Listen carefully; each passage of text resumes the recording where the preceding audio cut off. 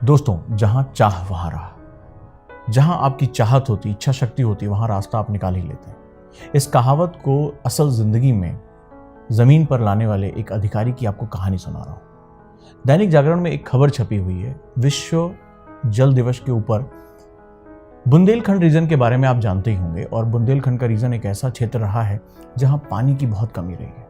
वो हमेशा जल संकट का सामना करता रहा। बुंदेलखंड में एक कहावत है कि खसम चाहे मर जाए पर गगरी न फूटे हो।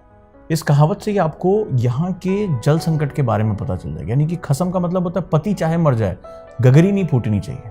वाटर क्राइसिस इतना ज़्यादा है, और ये वाटर क्राइसिस को वहाँ के लोगों ने अपनी नियति मान लिया। जब आप बांदा क्षेत्र की तरफ जाते हैं तो ये जल संकट बहुत ही सीवियर रहा, और लोगों ने इसको अपने जीवन का हिस्सा मान लिया कि इसी तरह से रहना है। लेकिन हमारे जीवन में कुछ कर्मवीर आते हैं, कुछ ऐसे आते हैं जो हालात को बदलने का साहस रखते हैं, और ऐसे में ही भारतीय प्रशासनिक सेवा यानी आईएएस ऑफिसर, मैं हीरालाल यादव के बारे में बात कर रहा हूँ। यंग ऑफिसर जिन्होंने यहाँ पहुँचकर यहाँ की परिस्थितियों को बदलने का बीड़ा उठाया। काम बहुत मुश्किल था, लेकिन कहते हैं ना कि जब इरादे बिल्कुल मजबूत लोहे की तरह हों तो मुश्किलें रास्ता दे ही देती हैं। इन्होंने जिलाधीश का यानी कि डीएम का चार्ज संभालते ही इन्होंने एक मुहिम शुरू की। इन्हें लगा कि इस संकट से यहाँ के लोगों को निकालने के लिए एक बहुत बड़ा जन अभियान शुरू करना है।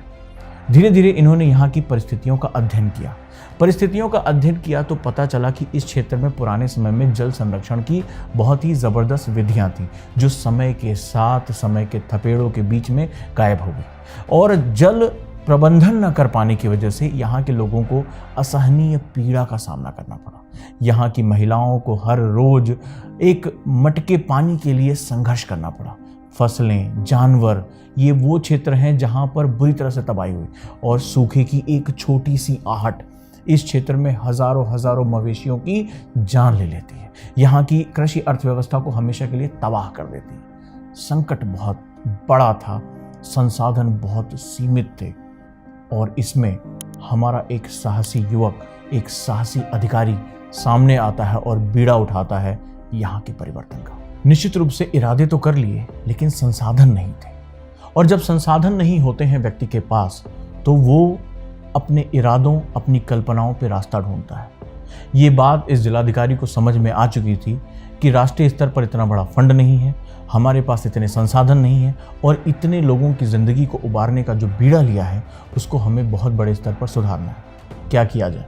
इन्होंने लोगों को ही संसाधन बनाया। इन्होंने भारतीय परंपराओं का अध्ययन किया, बुंदेलखंड की परंपराओं का अध्ययन किया, और देखा कि पहले किस तरह से लोग वहाँ पर बावड़ियाँ बनाते थे, जल संरक्षण के साथ जुड़ते थे, और जल इनके लिए एक सामुदायिक विषय हुआ करता था, यानी कम्युनिटी सब्जेक्ट हुआ करता था।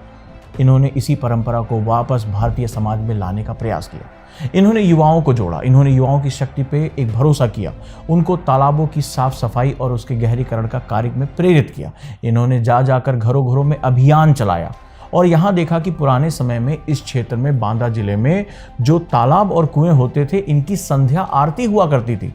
और यहाँ पर हम अपने जो जल थे, हमारी परंपराओं में बड़ी खास बात है कि हमारे जो जल का विषय रहा है वो हमारे लिए आराध्य रहा है। हम प्रकृति की पूजा करने वाले लोग रहे हैं। हम जानते थे कि जो हमारे जीवन का आधार है वो हमारे लिए पूज्य है। इन्होंने उस संध्या आरती, उस कुओं की पूजा करने की पद्धति को दोबारा जीवित किया। लोगों का उसके साथ जुड़ा हुआ, लोग वहाँ पहुँचने लगे। शाम को इस विषय पर चर्चा होने लगी। धीरे धीरे ये चर्चा समाज और पंचायतों में बहुत गहरे पहुँचने लगी। लोग इसके साथ जुड़ने लगे, कौतूहल का विषय बना। वो यूथ जो सन 2000 के बाद पैदा हुआ था, वो भी इस विषय में जागरूक होने लगा। उसको समझ में आया कि उनके बुजुर्ग क्यों तालाबों और कुओं की पूजा करते थे, जल उनके जीवन में कितना महत्वपूर्ण विषय रखता है। निश्चित रूप से ये चेतना आगे बढ़ने लगी। हीरालाल जी के प्रयासों से लोगों के अंदर जागरूकता आने लगी, लोग समझने लगे, संध्या आरती में चर्चा होने लगी। ये कुछ ऐसा ही था जैसे हमारे आज़ादी के दीवाने शाम को गांव के चौपालों पर भारत की आज़ादी के बारे में बात किया करते थे, भारत माता की बेड़ियों के बारे में बात करते थे, और गांधी का जो सबसे बड़ा योगदान इस देश में रहा है वो जन आंदोलन ही रहा है। समय का चक्र घूमता रहा। हीरालाल जी ने इस प्रयास से प्रोत्साहित होकर धीरे धीरे जल प्रबंधन से जुड़े हुए सामाजिक कार्यकर्ताओं को बुलाना शुरू किया। लोग आने लगे और लोग जल के प्रबंधन को एक दूसरे से बात करने लगे, जल प्रबंधन को समझने लगे और धीरे धीरे ये जल एक अभियान के रूप में आगे बढ़ने लगा। हीरालाल जी भारत की इस महान परंपरा को समझते थे कि ये देश गांधी का है, ये देश सुभाष चंद्र बोस का है, जिन्होंने जनशक्ति का प्रयोग करके अंग्रेजों के खिलाफ इतना बड़ा आंदोलन खड़ा कर दिया। समय का चक्र घूमता रहा और धीरे धीरे जन जागृति लोगों के घर में बातचीत करने का विषय बनने लगी। लोग अपने तालाबों को स्वच्छ रखने लगे। जो गंदगी फेंकी जाती थी, घरों से निकलने वाला गंदा पानी सीधे तालाबों की तरफ मोड़ दिया जाता था, वो अब रोका जाने लगा। लोग संध्या वंदन के समय यहाँ पर आकर जुटने लगे। उन्हें समझ में आया कि ये हमारे पूज्य हैं, हमारे आराध्य हैं और भारतीय परंपराओं की जड़ें इतनी गहरी हैं कि हम अपने पूज्य और आराध्य को कभी गंदा नहीं करते हैं। और वापस उस प्राचीन भारत की एक जागृति यहाँ नजर आती है और धीरे धीरे बांदा में जल स्तर तेजी से बढ़ने लगता है। आगे चलकर नीति आयोग के उपाध्यक्ष राजीव कुमार भी IAS हीरालाल की बहुत प्रशंसा करते हैं, भूरी भूरी प्रशंसा करते हैं और तमाम आर्टिकल में इनके कामों का उल्लेख किया गया है। वहीं एक और महत्वपूर्ण बात, बहुत बड़ा मैसेज है आप लोगों के लिए।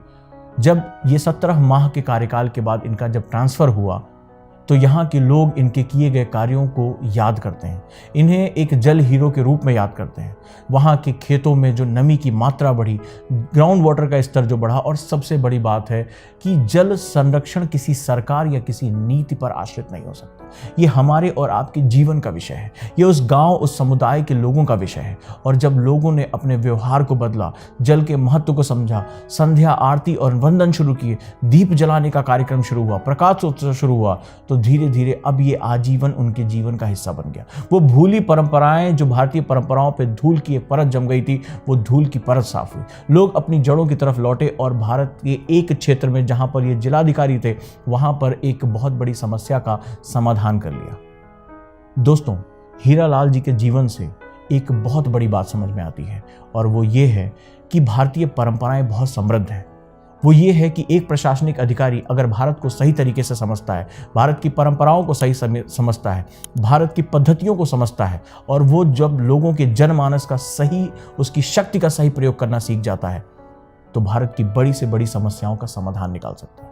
आप युवा हैं, आने वाले समय में आप भारतीय प्रशासनिक सेवा या भारतीय सिविल सेवा का हिस्सा बनना चाहते हैं, तो आप याद रखिए कि आपके अंदर वो अकूत शक्ति है, आपके अंदर वो राष्ट्रीय चेतना अगर है, तो आप भारत की समस्याओं का न सिर्फ समाधान निकाल सकते हैं, जैसे बांदा के लोग उस अपरिचित डीएम से इतने गहरे से जुड़ गए, इतनी आत्मीयता से जुड़ गए कि आज उनके घरों में, वहां से उनके जाने के बाद भी चर्चा होती है, वो उसको वंदन करते हैं।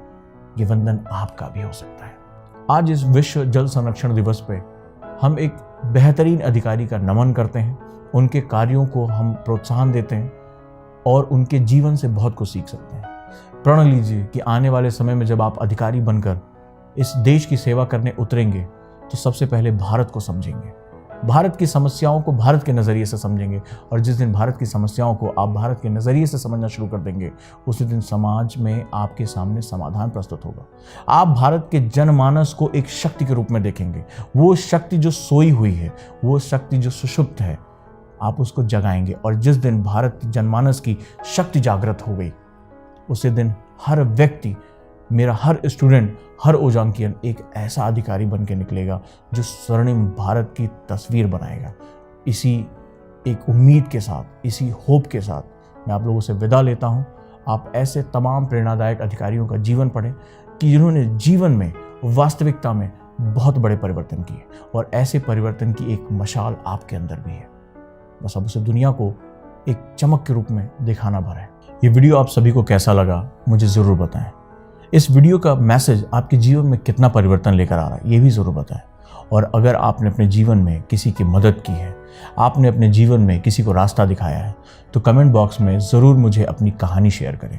ये कहानियाँ लोगों तक मैं पहुँचाऊँगा। ये कहानियाँ लोगों को प्रेरित करेंगी कि ढेर सारे हीरोज़ को पैदा करेंगी, और हमारे देश को ऐसे हीरोज़ की बहुत बहुत आवश्यकता है। धन्यवाद।